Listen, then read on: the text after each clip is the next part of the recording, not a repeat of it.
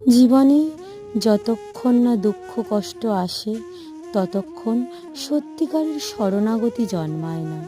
যখন সাহায্যের জন্য পাশে কেউ থাকে না, হৃদয় খুঁজে পায় না ভালোবাসার কোনো আশ্রয়, চারিদিকে শুধু অপমান, তিরস্কার আর অবহেলা, ঠিক তখনই সমস্ত পথ বন্ধ হয়ে যায়।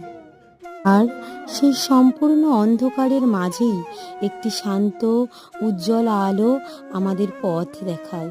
এই আলোই ভগবানের দিব্য জ্যোতি।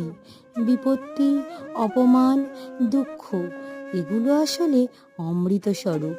যতক্ষণ আপনার জীবনে দুঃখ আছে ততক্ষণ আপনার জীবনে শ্রীকৃষ্ণ আছেন। আর সম্পত্তি, মান, প্রতিষ্ঠা এসব বিষয়ের মতো, যা আপনাদের থেকে ধীরে ধীরে ভগবানকে দূরে সরিয়ে নিয়ে যায়। রাধে রাধে, রাধে রাধে।